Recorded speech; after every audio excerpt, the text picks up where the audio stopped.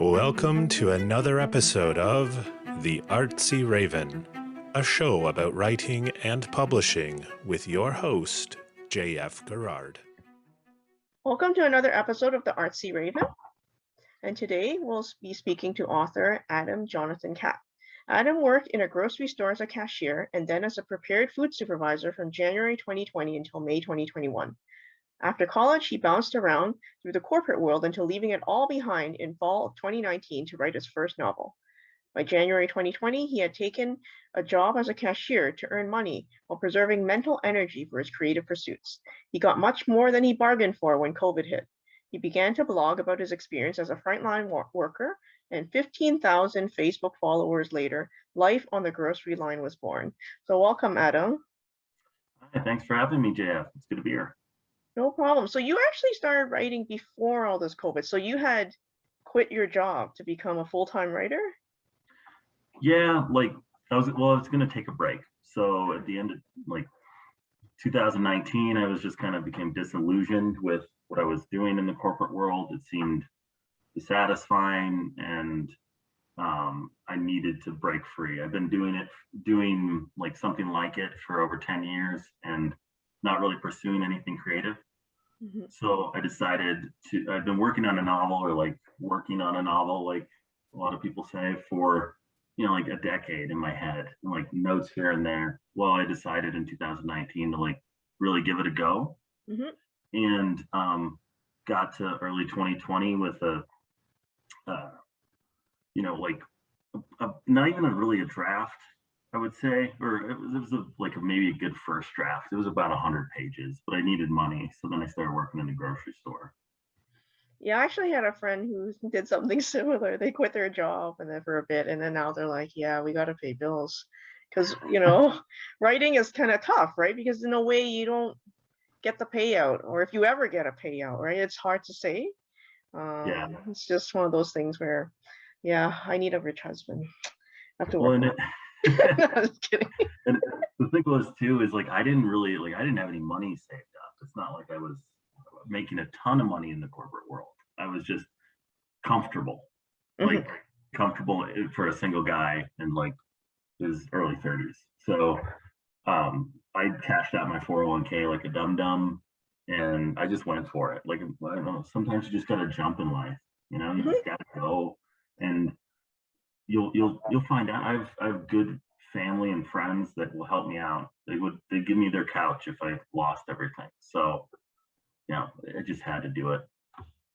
Okay, but in a way, you went back to work, but mm-hmm. that sort of inspired you after you went back and you started blogging, right? You started writing about your experiences. So tell us why you started blogging, and what kind of things were you writing about?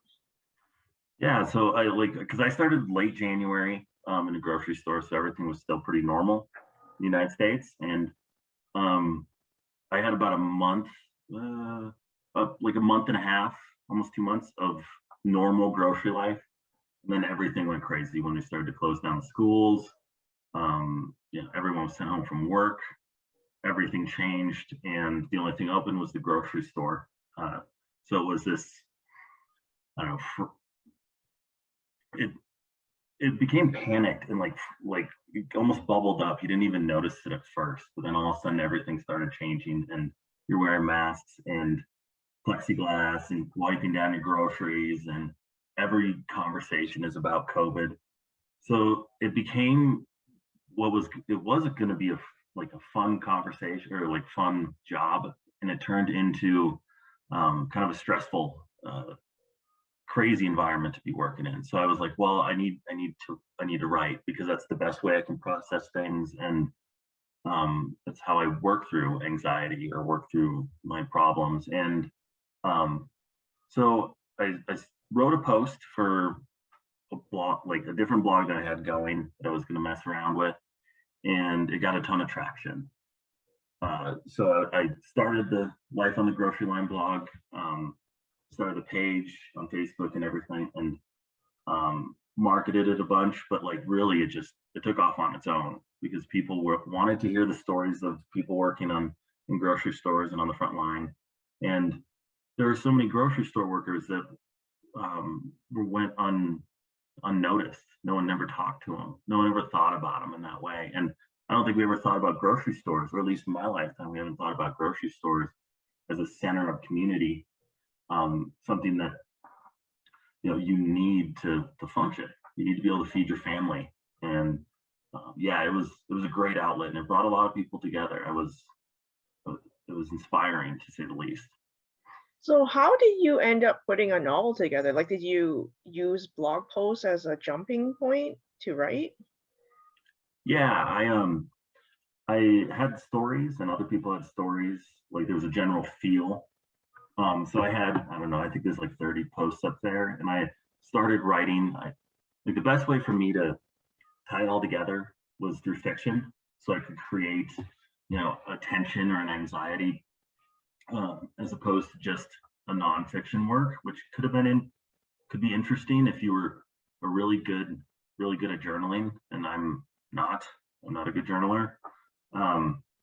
But I had like a few of the concepts that pop up in the book, like Linda's and Dave's. Like, every conversation seemed to be formulaic. Sometimes it was like the same people over and over again, same panicked like stockbroker types, and stay-at-home moms with the like nannies and stuff with like 3 kids, and they're having the same conversations over and over again.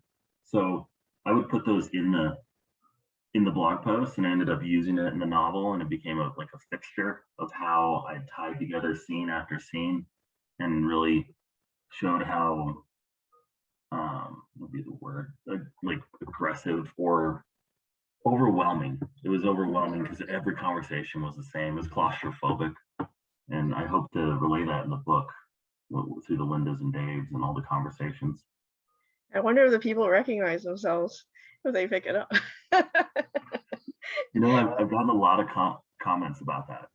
Okay. Service industry folks, like a lot of grocery store workers. I mean, there's a few million grocery store workers, Yeah. right? I don't think anyone's ever written about them in that sort of form. You're like, we can hear our thoughts, and it's like you're writing our story for us, and it's been such an honor and like wonderful feeling to have people connect with it like that, the forgotten class of people.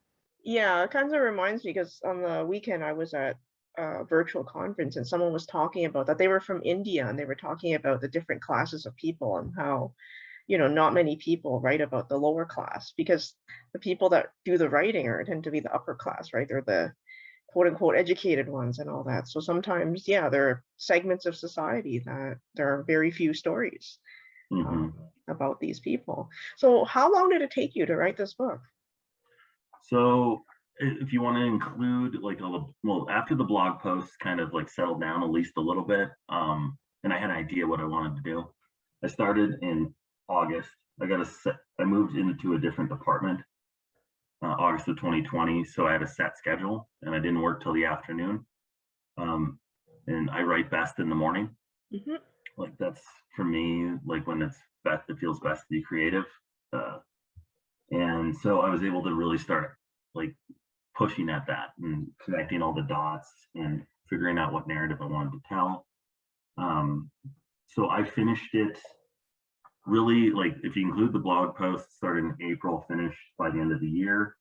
Really, when I started putting the manuscript together, it was about 4 months. Okay. August, the end of the year. Yeah, it's a short book, and the idea is to you're whisked away, like it's a rush in general, because I don't know, the whole thing, my experience those first few months, it felt like 1 week. It felt like a fever dream of some sort. So yeah, everything just went really fast. So what type of so after you finish your manuscript, how did you think about publishing it? Were you going to go look for traditional, or did you think, I'll just try something myself, or ask your friends, or? Well, I know I had something that was really timely in my mind, like, and I know everything I've read about the traditional publishing process, it means it can take, it could still Years. not be by now, exactly, like 2 years. Yeah. And who's gonna give a shit about the pandemic by then? At least in my mind, that's the way it felt. And so I was like, okay, well, what are the other options do I have? I could hire like stuff individually, people individually, but I'm not good at that stuff. I like barely getting through the marketing thing, and I hired a PR firm to like do all that for me. So I hired Inspired Forever. Yeah, sorry. Inspired Forever Publishing, and they do all the legwork for me. And Michelle was really awesome. She they have editors, they have book design. I love the cover. The editor was really fun to work with at first, and then at the end, I wanted to. We'll pull. No, I don't have any hair, but I was First. going the same. But it's the editor's job, I guess, to make writers, like work on their words and stuff like that. So yeah, I understand. I've been on both sides. Yeah. It was honestly the editing, especially at first, when you're really starting to like, you're piecing together big chunks of the puzzle, and you're getting a different perspective, someone with fresh eyes saying, well, you should maybe, think more in a linear fashion and think, make this more prominent, stuff like that. It was really the end where I'm like, I've been looking at it for 3 months, and it's like basically small stuff like grammar and missing context or something, and I'm just like, it's going nuts on it. So what was your favorite part of the publishing process, do you think? Beginning of editing, having a manuscript was pretty cool too. I decided I was even like maybe probably like 10,000 words out, but I just decided to print the manuscript because I knew that I did it on New Year's Eve, 2020 to 2021, and I just held it in my hand, and like I didn't do anything on that New Year's, but that was like it was such a moment in my life to finally get to a crossroads where you actually do something for yourself and for all your dreams, hopes, dreams. Also holding the book afterwards is pretty cool too. It's published. I guess, did you find Inspired Forever on the internet, or did someone recommend? So a friend of a friend, and I consider her a friend now, but I didn't really know her at the time. She wrote a memoir because she lived a pretty unique life, and she wanted to just tell her story. Now she looked at it as just, I want to tell a story, not that I want to make this my career or like my true deep passion, but I just want to write something. And she went through Inspired Forever, and I want to make it my career. This is what I want to do with my life. I don't want to like do customer service anymore. And I just had to make sure that that's what Michelle and Inspired Forever could do for me, and what they've done before. So that was the most important thing. But I heard through a friend.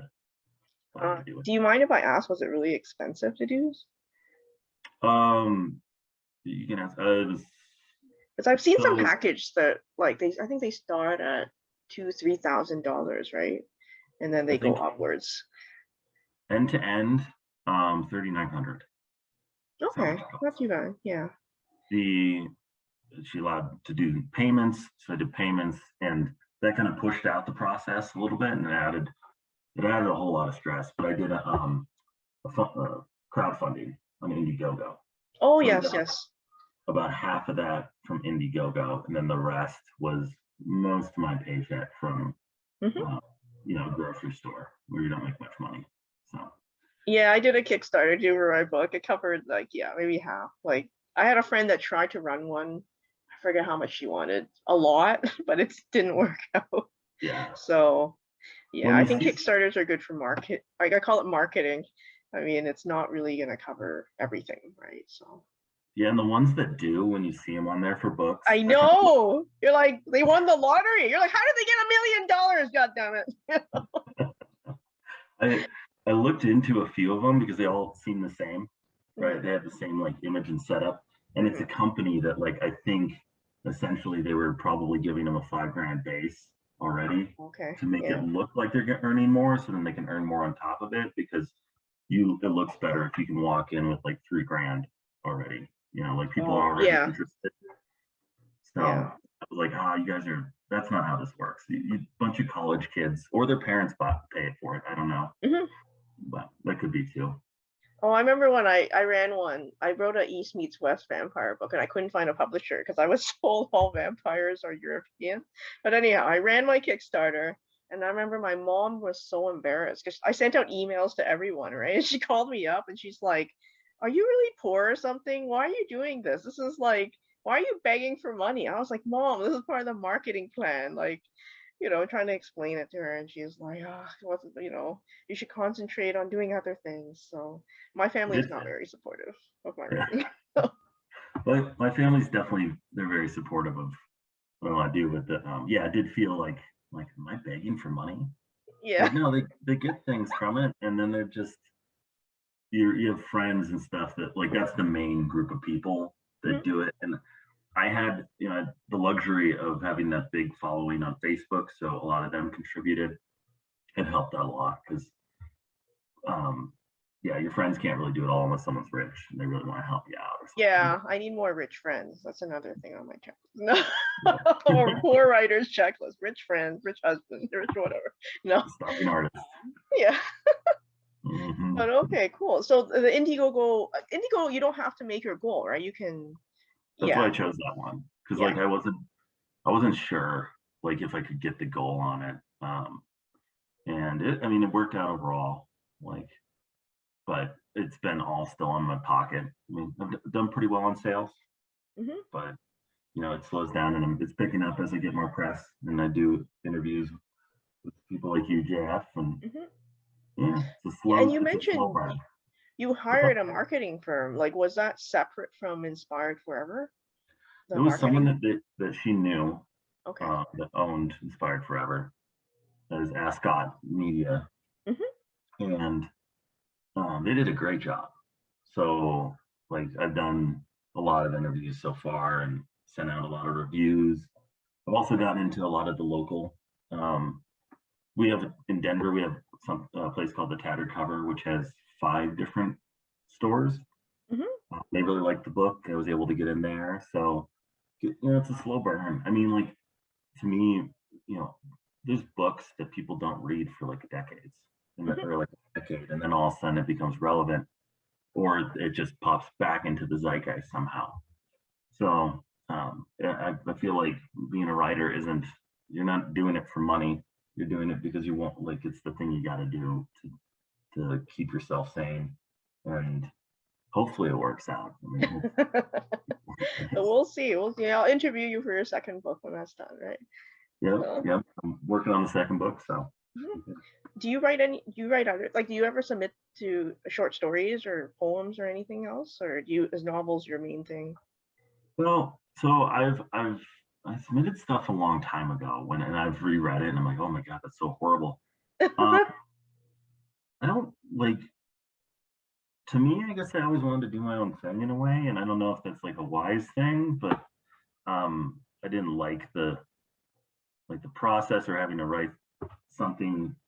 Where I did most of my writing to kind of like build up and build a voice, feel comfortable, was a lot of, like, I wrote a personal blog, but I started a beer review blog, so a beer and brewery review site, and we did over 50 posts, and they're about 1,000 words a piece, and it gained good traction. Denver's got a lot of beer. It's a beer city, and it gave me a voice within the community, and it really helped me, like, you know, hone in what I was talking about, being specific about stuff. Um, Yeah, especially that voice. And that's what kind of drove, I made it a voice centric site. So it was less reviews. It was more like write ups on different breweries. So that's 50,000 words. I mean, like, constantly, I've been working on that other novel forever. And that thing's eventually, I think that'll get in. I'll make that eventually. I will write it. It's going to be different though. Like, I Mhm. look back on it and it's not enough dialogue, and it's a lot of like navel gazy, like, conversations inside the character's head, and that's fine, but, like, that's not really my voice. It just, it was forced. So Yeah. Okay. So what is your writing habit? Like you wake up and you write a bit before you go to work, or what do you Yeah. do every day? Right now I work at like 7 a.m. So Oh, I've been trying to get up early, like really early, because I like to exercise in the morning too. So I'm like shooting for like 5:30 right now, which is really early for me. But writing in the morning, cup of coffee. Um, I really like to wake up slow, but like that, I just, the other day I started developing Leela as a character that's in this book, but also will be in the second book. And she it'll be much more expansive. She'd become a main character, love interest of Daniel's, and um, like it just started flowing in the morning. At night, I don't know. I like being lazy or something. no, no, you need to crash. Your brain can't like work all day. So Yeah, so like yeah. it's a lot of you have your cortisol levels are really high in the morning, and your serotonin and melatonin, like tonins, are basically at night, from what I know of. I'm not a Mhm. scientist or a doctor or something, but that's what I've read, and that's maybe it. Maybe the cortisol thing is the fact that it feels kind of like a little bit more sensitive in the morning. That's why you like, I don't know, might get grumpy or some shit like that before you get your coffee. But yeah, that's really my only habit of writing. So just get up Yeah, I'm early. similar. I'm best in the morning and then I just start declining. Although for some reason, someone made me join a writing group that starts at 8 p.m. on Sunday. And I'm just like, oh, dude. But I think it's because of the different time zones. So Yeah, for others, it's like, oh, it's only 2 in the afternoon. I'm like, no, it's not. But might be might be good to switch it up though too. yeah, Like be able to have the two to compare and like maybe mesh them in together at some point. yeah, Um, exactly. So, okay. So where can we find your book and you? okay.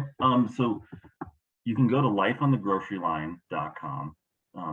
That'll send you anywhere that has it online. It's available online, and that's really the best place. Amazon is who KDP, their direct Mhm. publishing is how I'm publishing it. So Amazon's a really good place too. But lifeonthegroceryline.com um, has links to everything. It also has the blog. So if you want to Okay. go back to the writing and understand the context and the basis for the novel, that's a good place to go. Okay, cool. So, I asked you before you start reading to maybe give us a short intro to what you're reading, and then we're gonna listen to you read for a bit. Sure. Yeah. So Linda's and Dave's and Norman's are some archetypes that I use in the book to relay. Uh, I guess it's definitely shows class, like it's a class issue more than anything, um, of people that look down on grocery store employees or retail employees, service industry folks. They just don't understand what other people are going through, the lack of self awareness. I say in a different part that I'm not reading that Linda is an unexamined life. And that applies for Dave, Norman, the whole lot of them. Um, so that'll be the first part that I read. Then the second, um, let me make sure I got this right. But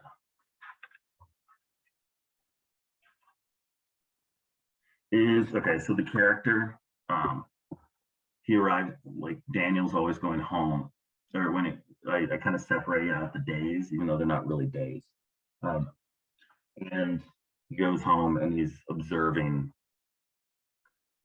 his neighbors and kind of the downfall, or like pondering how humanity's going to work out in the long run. And then the final one is a Linda that confronts Daniel, and you'll see what sort of things she says to him. They're serious and uh, hopefully a little hopeful, but at the same time kind of funny and a little ridiculous. A lot of the book is conversations that I hope border on like surreal in a way, because it, you'd be surprised the kind of conversations. I mean, if you've ever worked in the audience, if you ever worked in a retail store, you know what kind of weird conversations you have with people. So Well, it people doesn't let their seem, guard down, right? They feel like there's just a stranger. I can tell whatever. They're not going to tell anyone else, right? yeah, exactly, exactly. Linda walks up to the cash register. She's wearing a mask. It's the first time I've seen someone in a mask. I'm thinking that that was impossibly quick, but here we are. Oh man, I guess I should get one of those. I'm not taking any chances. I lived through the AIDS epidemic, you know. Interesting. That must have been a crazy time, I reply, and upon closer inspection, I notice she isn't wearing only a mask. She has gloves and trash bags wrapped around her wrists and ankles. She moves goggles over to cover her eyes as she edges toward the credit card machine. They look like the kind welders wear. Yeah, it was scary as hell. No one knew what was going to happen. You all need more protective equipment. I want to remind her that the AIDS epidemic worked out. Sorry. I want to remind her how the AIDS epidemic worked out, and that maybe, just maybe, the hysteria wasn't warranted. But I think better. I'm more worried for all of you frontline folks, though. I mean, you're all out here and a deadly virus has hit our shores. You're the real heroes in this. Heroes? I wonder. Yes, I mean, you all are putting your lives on the line here. Cue the internal eye roll. I don't feel like I'm putting my life on the line at all. Then again, I don't know anyone that's died from COVID-19. I don't really know much about the virus at all. I don't know if I would call what we do heroic, I say. I would. Get used to it. I guess you're putting your foot down on this one, huh? Yes, sir. You don't get paid enough either. Like, where's your personal protective equipment? Honestly, this is literally the first time I'm hearing about protective equipment, so I'm not sure. You should talk to your boss about that. I'm sure something is in the works. My general distrust of powerful people begins to simmer on to the surface as she speaks to something I would consider true overall. No one cares about me or my coworkers. And it's a good thing. Accepting the loneliness of my circumstance helps me process my struggle in a meaningful way. I wouldn't be so sure, she says. Why not? Well, do they show that they care about you otherwise? I guess not, but I don't think anyone is obliged, or I don't think anyone is obligated to care about me. I don't really know where this conversation is going. And here's the fundamental disagreement. I don't need them to care. I don't need or want her to pass along the momentary consideration of my well-being as she thinks about it normally. Is it fair? Is it fair to her? Is it fair to her for me to think she's lying? Probably not. And I wouldn't say she's being dishonest.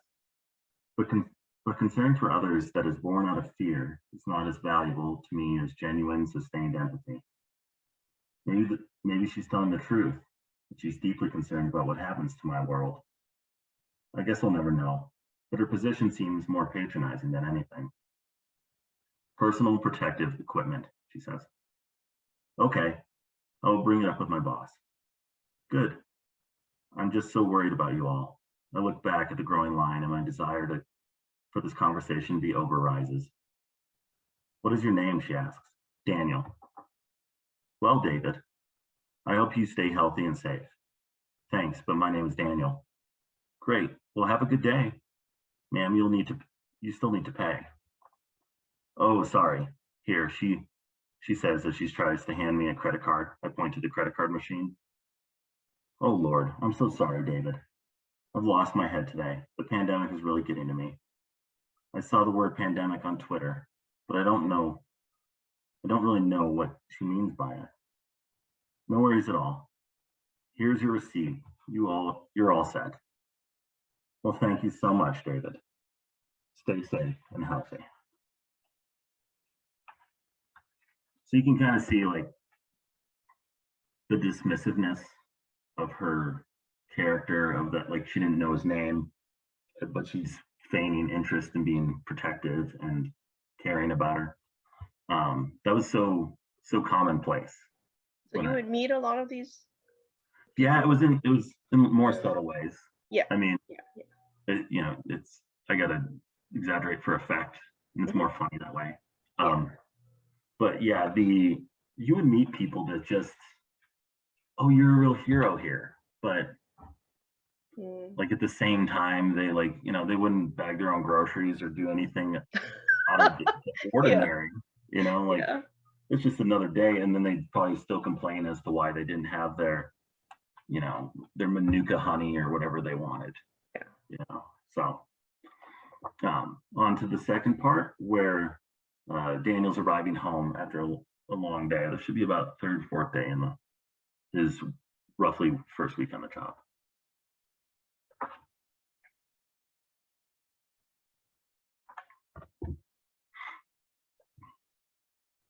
It's late when I arrive home, and my neighbors aren't on the patio. It'll be a while before I can fall asleep. There's too much to process, and I'm so wired. I pull out the camping chair and sit in the doorway of my apartment. I throw on a pair of sweats and house slippers and wrap myself in a blanket.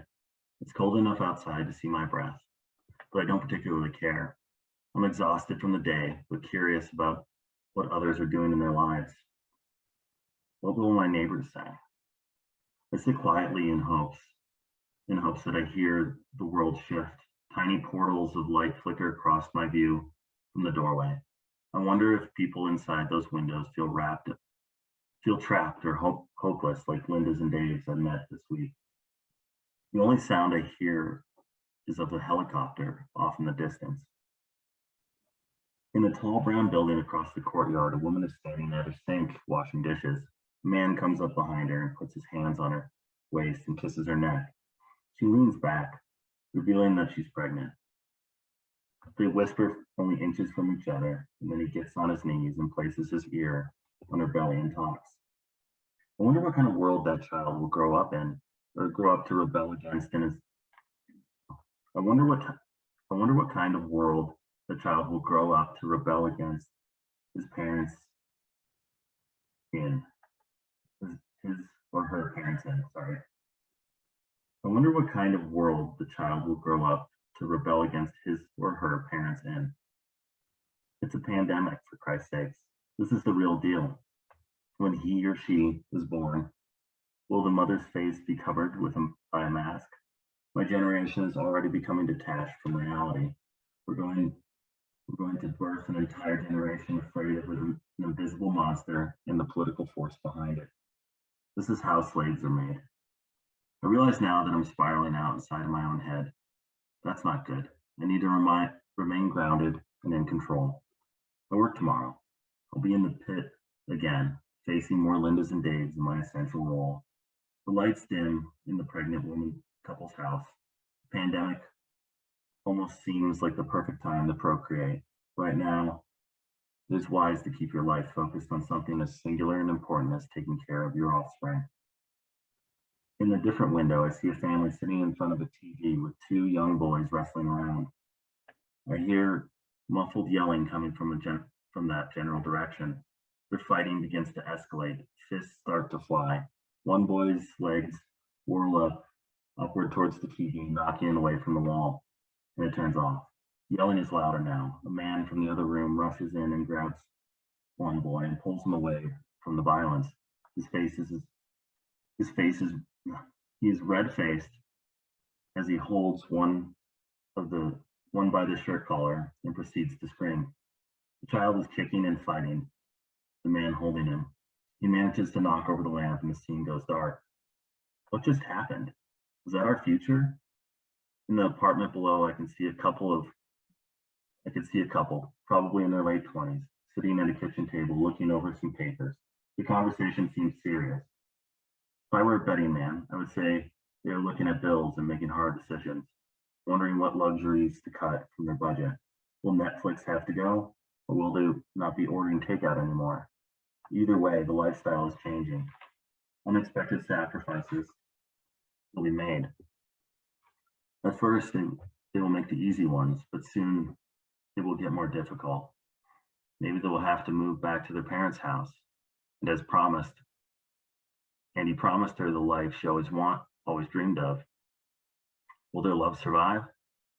And to think this shit has only just begun. That's the hard fucking truth that we all have to deal with, both essential and non. Whatever those terms really mean.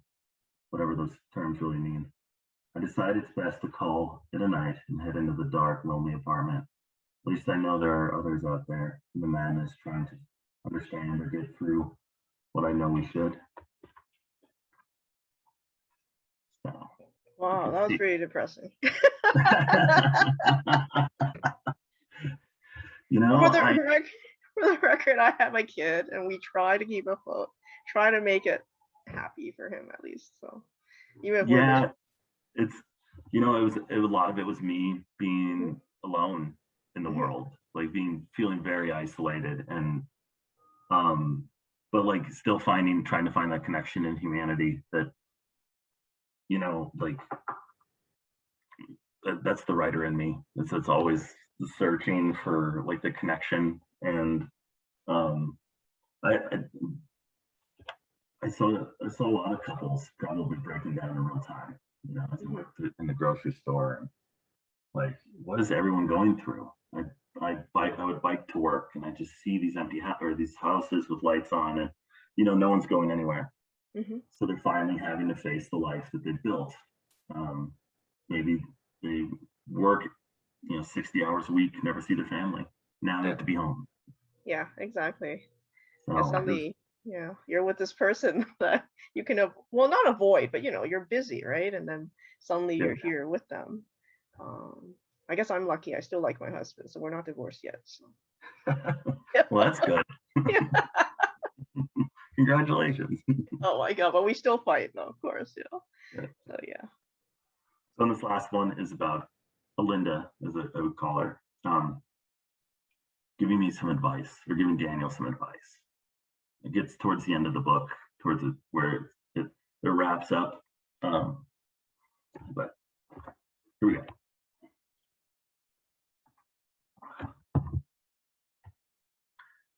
A woman with salt and pepper hair and deep brown eyes is next in line.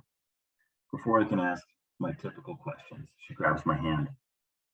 I try to pull back and shake away and remind her of social distancing.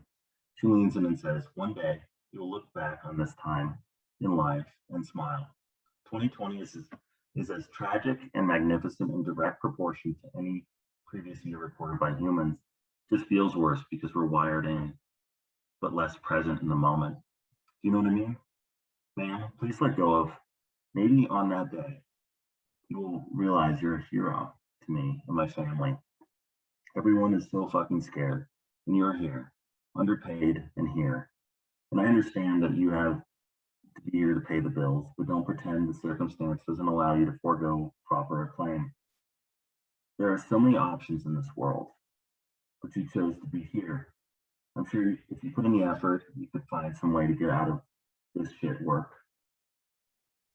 Maybe I'm being short-sighted, but does it really matter? Are you here by choice and locked in by chance? I fucking appreciate it." She pauses and then continues a moment later. Most people will live their entire lives without anyone telling them that the work they do is essential.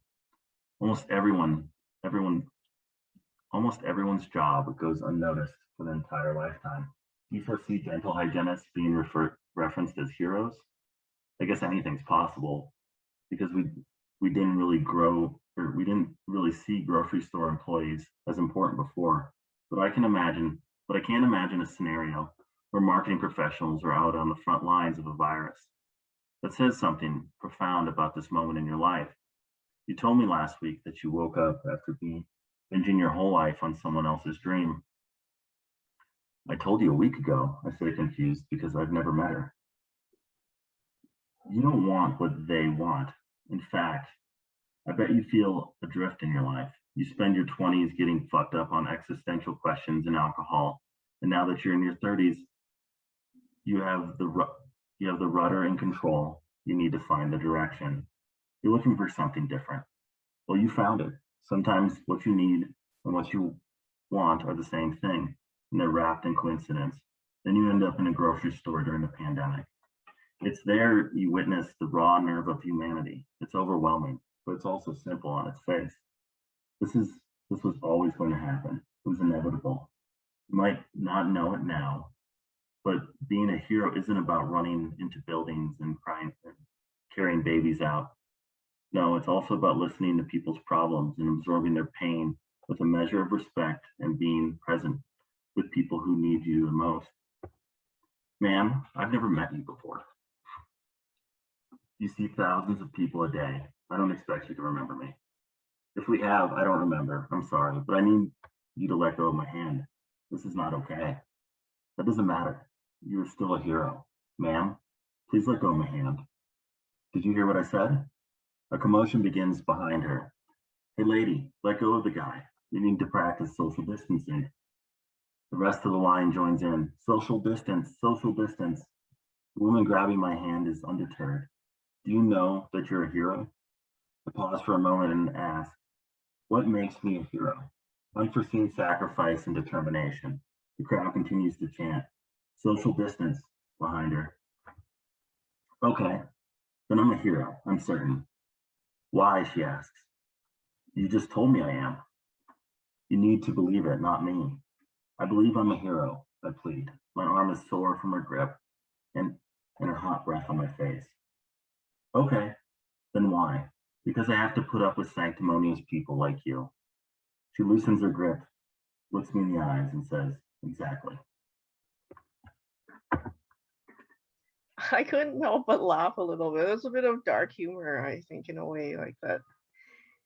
But did that happen? Did that actually happen? They grab onto you? No? No. Okay. People were intense for sure. Yeah, definitely. Like wanting to like make sure that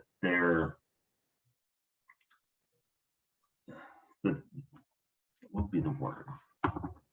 That they are that their message is coming across for one, but also that they truly care. Like I care, and it's a long speech. It's like it doesn't like let go, lady, please let go. Like this is so like wrong in every way, but yet you seem not to notice that. And so it's those sort of interactions that I move into the absurd quite a bit. I love Kafka, and not that I could ever be Kafka. I mean, my God, but he's brilliant, so brilliant. But like I love that. Like, did that actually happen? Is that real? Although you could see it happening at the same time, though, right? Like if you've written enough description that you can actually, like, even if it happens, like you wouldn't be surprised, right? But it is very absurd to see it.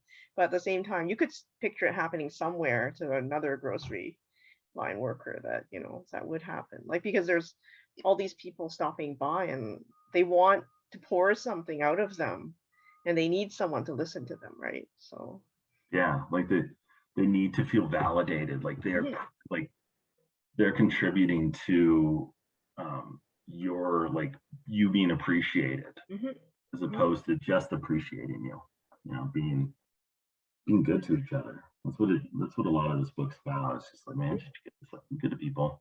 Like you don't have to be a Linda and Dave. Like there's good stories in there too. There's a fair amount. Or good like little vignettes, conversations. Okay. Well, thank you very much for being on the Artsy Raven, and I look forward to reading more of your books later on. Awesome. Thank you for having me. I appreciate it, Jeff. All right. Thank you.